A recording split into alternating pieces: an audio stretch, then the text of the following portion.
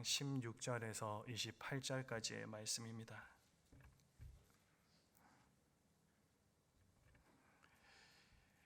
잠언 25장 16절에서 28절까지의 말씀을 제가 읽도록 하겠습니다. 너는 꿀을 보거든 조카리만큼 먹으라. 과식함으로 토할까 두려우니라. 너는 이웃집에 자주 다니지 말라. 그가 너를 싫어하며 미워할까 두려우니라. 자기의 이웃을 쳐서 거짓 증거하는 사람은 방망이요 칼이요 뾰족한 화살이니라. 환난 날에 진실하지 못한 자를 의뢰하는 것은 부러진 이와 위골된 발 같으니라. 마음이 상한 자에게 노래하는 것은 추운 날에 옷을 벗은 같고 소다 위에 식초를 부음 같으니라. 내 원수가 배고파하거든 음식을 먹이고 목말라 하거든 물을 마시게 하라. 그리하는 것은 핀 숯을 그의 머리에 놓는 것과 일반이요 여호와께서 내게 갚아주시리라. 북풍이 비를 일으킴같이 참소하는 혀는 사람의 얼굴에 분을 일으키느니라. 다투는 여인과 함께 큰 집에서 사는 것보다 움막에서 혼자 사는 것이 나으니라. 먼 땅에서 오는 좋은 기별은 목마른 사람에게 냉수와 같으니라. 의인이 악인 앞에 굴복하는 것은 우물이 흐려짐과 샘이 더러워짐과 같으니라. 꿀을 많이 먹는 것이 좋지 못하고 자기의 영예를 구하는 것이 헛되니라.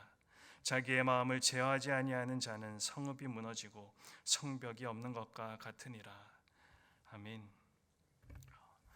우리의 삶을 긴 여정을 달리는 기차와도 같다라고 표현할 수가 있겠습니다. 직선길에서는 속도를 높이고 또 커브길에서는 속도를 낮추어 강약을 조절하며 달려야 합니다. 하지만 적절한 조정을 하지 못하면 철로에서 탈선하게 되는 것처럼 삶의 여정에서도 우리 또한 어려움을 겪게 됩니다. 적절한 조정을 절제라고 말할 수 있습니다. 적절한 자기 절제는 우리로 하여금 매사에 지나치지 않게 하며 또 우리를 지혜롭게 만들어갑니다. 오늘 말씀의 내용 역시 자기 절제에 관한 교훈의 말씀을 우리들에게 하고 있습니다.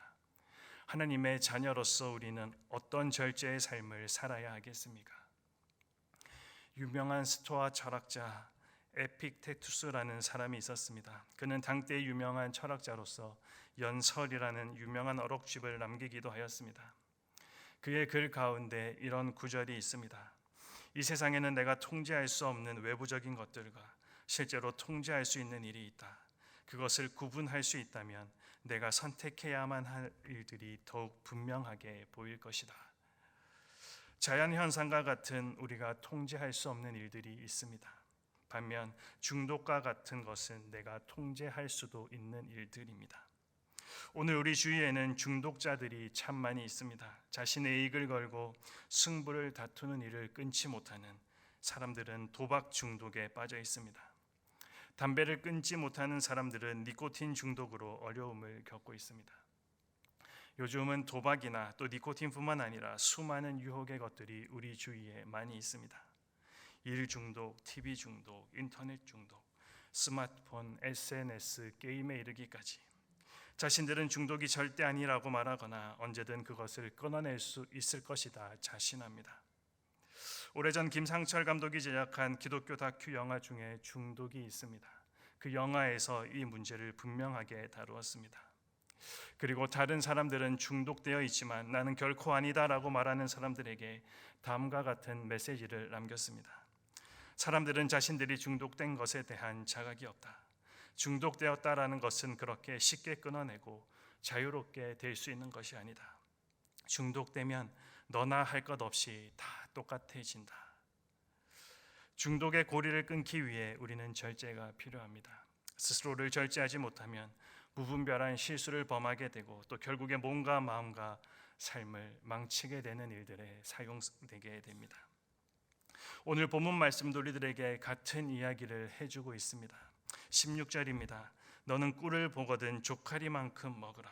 과식함으로 토할까 두려우니라.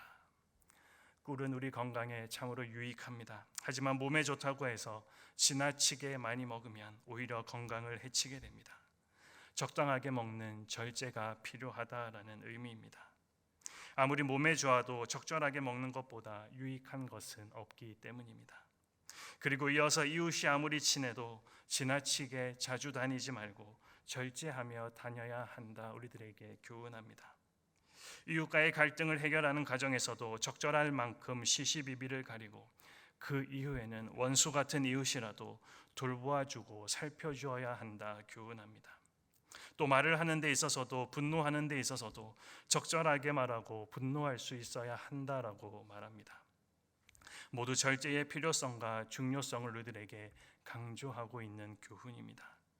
그래서 28절은 절제하는 것이 얼마나 중요한가를 성에 빗대어 이렇게 설명합니다. 자기의 마음을 제어하지 아니하는 자는 성읍이 무너지고 성벽이 없는 것과 같으니라. 고대 시대에 있어서 성벽은 적으로부터 도시를 보호하는 데 있어 너무나도 필수적인 것이었습니다. 따라서 성벽이 없다라는 것은 적의 공격에 무방비 상태인 것을 의미하며 언제든지 점령당할 수 있음을 우리들에게 보여주고 있습니다. 이렇게 감정을 절제하지 못하고 마음을 절제하지 못하는 사람은 욕심과 감정과 분노에 점령당하여 삶을 실패로 만들어갈 수밖에 없습니다. 그러기에 성경은 절제할 것을 반복하여서 우리들에게 교훈하고 있습니다. 하지만 문제는 이 절제라는 것이 우리 마음처럼 쉽게 되지 않는다라는 사실입니다.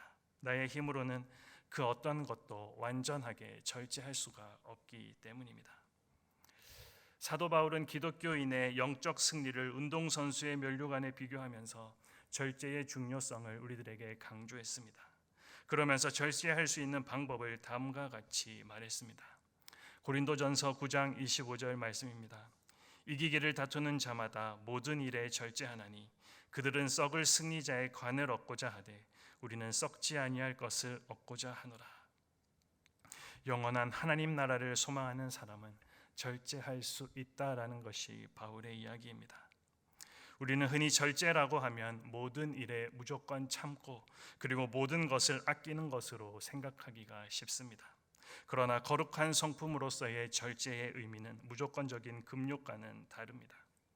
절제의 참 의미는 자신이 하고 싶은 대로 행하지 않고 옳은 일, 해야 하는 일을 선택하는 능력입니다. 성숙한 사람은 감정이나 기분에 따라 결정을 내리지 않습니다. 어떤 것이 옳은 것인지, 어떤 일이 우선인지를 판단해서 결정을 내리게 됩니다. 올림픽에 출전하는 선수에게 있어 중요한 것은 아마도 메달일 것입니다. 그것을 위해 자신이 평소에 좋아하던 일, 자신에게 유익하던 일, 자신의 욕망을 제어하며 훈련에 매진합니다. 마찬가지로 인류 역사의 위인들은 위대한 목표를 이루기 위해서 많은 유혹을 이겼던 사람들입니다. 우리 삶의 목표를 확고하게 바라보면 자신의 욕망과 싸워 이길 힘을 얻게 된다라는 것입니다. 세상 사람들이 자신의 꿈을 이루기 위해 욕망을 통제하여서 살아간다면 우리 그리스도인은 하나님께서 주신 거룩한 소명, 그 소명을 이루기 위해 더욱 절제의 삶을 살아가야 하지 않겠습니까? 갈라디아서 5장 22절과 23절의 말씀입니다. 오직 성령의 열매는 사랑과 희락과 화평과 오래 참음과 자비와 양성과 충성과 온유와 절제니 이 같은 것을 금지할 법이 없느니라. 절제의 능력은 하나님과의 관계에서 주어지는 삶의 열매입니다. 하나님의 도움이 있어야 절제할 수 있다라는 것입니다. 우리는 이 도우심을 간절히 구해야 하겠습니다. 우리가 살아가는 이 세상에는 수많은 폭주 기관차들이 있습니다. 현대사회는 자신의 욕망에 충실하라라고 우리들에게 말해줍니다. 일상에서 만나는 여러 광고들은 우리의 욕구를 자극해서 더 많이 소유하고 더 많이 누리라고 우리들에게 부추기고 있습니다. 많은 사람이 그러한 욕망을 충족하고자 소중한 물질과 또 시간과 에너지를 낭비하며 살아가고 있습니다. 우리는 이때에 우리 예수님을 한번 다시 기억해 봅니다. 예수님은 겟세마네 동산에서 자신의 고집대로 하지 않으시고 자신의 생각을 절제하며 아버지의 뜻을 구했습니다. 예수님을 잡으러 왔던 로마 군인들이 왔을 때에도 12군단 더 되는 천사들을 동원하실 수 있음에도 불구하고 그 힘을 절제하시며 순순히 붙잡히셨습니다. 예수님이 하신 그 일로 인하여 우리가 구원을 받게 되었습니다. 절제란 단순히 수동적으로 무엇을 참고 억누르는 성품이 아닙니다. 오히려 능동적이고 적극적으로 하나님으로부터 받은 이 소명들을 이루기 위해 시간과 에너지를 한 곳에 집중하는 것입니다. 포도나무가 좋은 열매를 맺기 위해서 가지치기를 해야 수분과 영양분이 집중돼 좋은 열매를 맺을 수 있는 것처럼 말입니다. 오늘 하루 우리의 마음을 아프게 하거나 또 분노하게 만드는 일들이 생길지도 모르겠습니다. 우리를 유혹하고 넘어지게 할 일들이 있을지도 모르겠습니다. 그때 오늘 말씀과 같이 마음을 제어할 수 있어야 하겠습니다. 예수님처럼 인내하고 참아낼 수 있어야 하겠습니다. 이 아침에 내가 절제해야 할 일이 무엇인지를 다시 한번 생각해보고 마음 내키는 대로 행동하지 않고 절제의 열매를 맺어갈 수 있도록 성령의 도우심을 간구하는 시간 되기를 소망합니다. 그래서 삶의 본질과 가치를 잃어버리고 한순간의 쾌락과 즐거움을 위해 살아가는 이 세상 가운데서 절제를 통해 하나님께서 주신 거룩하고 위대한 꿈을 온전히 이루어가는 복된 하루 되시기를 축복합니다.